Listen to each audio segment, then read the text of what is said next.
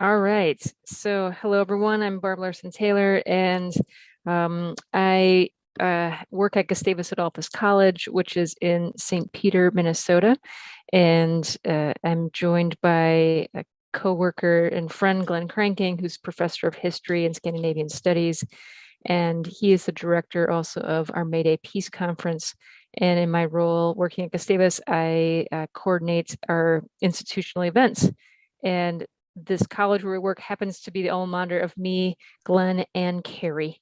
And we are really thrilled that this year for our May Day Peace Conference, that Carrie and Maya will be joining us. And so, what we have spent our time with during our sessions is working with Carrie and Maya, trying to learn more about their work and what we could do during this time together for our community with them. So, just a little bit about the May Day Peace Conference. It was founded at Gustavus in 1981 by some local philanthropists and intentionally named May Day as the international distress signal and also as a call to action. And their initial vision for it was to inspire attendees to work for justice and peace throughout the world. And Maya and Carrie and Seeds of Peace seems like a um, logical guest for us to come and be with our community for this year's conference. The history of the conference, you can see some of the past themes that we've had. It's really similar to as we think of like some of the initial work in those early days when we were learning about Seeds of Peace here and how peace is really it's stretching through all parts of people's lives and all parts of the globe. So some of the early conferences were about arms control, if you think of in the nuclear age of the 1980s, but then, wide, lots of other topics, land use and climate and capital punishment and the role of student activism in leading social change. So it's really taken a lot of different shapes over the years. So this year, we are thrilled that Maya and Carrie will be with us in April, and the website is listed there. And we have formed a full day with them that we are labeling Growing Peacebuilders. And the day I forget the next slide, Glenn. Is it the goals or is it our schedule? Yep, the The goals. Our goals. goals. Yeah, goals. The goals for the day, and as we envision the harvest for our participants. So we are a small liberal arts college of undergraduate students that are kind of traditionally aged of 18 to 22 years old, and trying to think of what could happen in a day. And I think a lot of times when we bring in a guest, it is people thinking they're listening passively.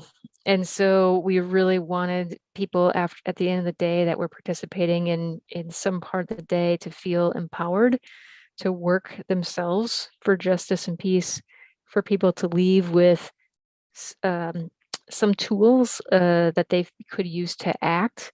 And not just to sit and listen, but to really think, okay, what can I do with this information? Um, we wanted to elevate the um, upstander principles that we have learned about here, and skill building, and really connecting to resiliency, hope, and their, especially as these undergrads, their future leadership out in the world. So the day will take on a morning extended, about an hour and a half of time for Carrie and Maya, planting the seeds of peace building, talking about, the work here that we've been learning about, but really also focusing in on a couple of seeds, knowing that we can't, as we've seen, we can't do everything that we've experienced over several sessions as a group here in an hour and a half. So really kind of narrowing in on just a couple of seeds. And then in the afternoon, some workshops and actually later in the day. So really thinking about both the gifts of Carrie and Maya, but also our community.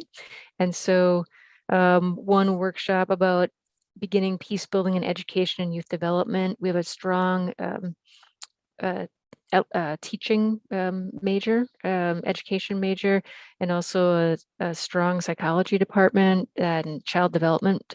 And so we thought that would be something that would really be aligned with interests of many of our students, and especially with Carrie's work. Another workshop on climate justice and peace building.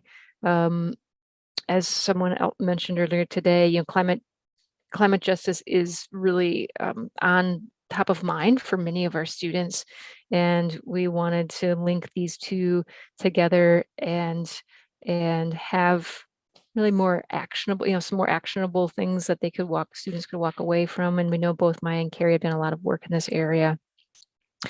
And then I think in our planning, we were all pretty excited about this last workshop. The activists staying steady in the storm is how, as young adults, then going out into the world, and they're maybe passionate to go and live and work for social justice. How do they stay resilient? How do they keep passion without getting burned out? How can they do this work over the course of a lifetime? And we're excited to. It's not something that I think as young leaders, they often don't think about it, and they do get burned out, and they already can start feeling it even in college. So I think trying to give them this opportunity to at least put a few tools in that toolbox for a lifetime of activism. So that's our day, Glenn. Please fill in other things that I've missed. I can say that this is part of our spring semester. It's one of our signature events at the college. Our class schedule is modified, and so there are no classes that are held between that 10 and 11:30 time period. And then the 2 afternoon sessions, we've tried to time them to correspond with our class schedule, so that hopefully students can attend. We're also reaching out with a lot of our student leaders and trying to get them involved in some of this. We'll have a dinner between the afternoon session and the evening session, and specifically reach out to them so that hopefully they can connect with Carrie and Maya and really learn and soak up everything they can. It's just been really fun to work with Gary and Maya, and it's just been really, really an honor to be a part of this workshop series.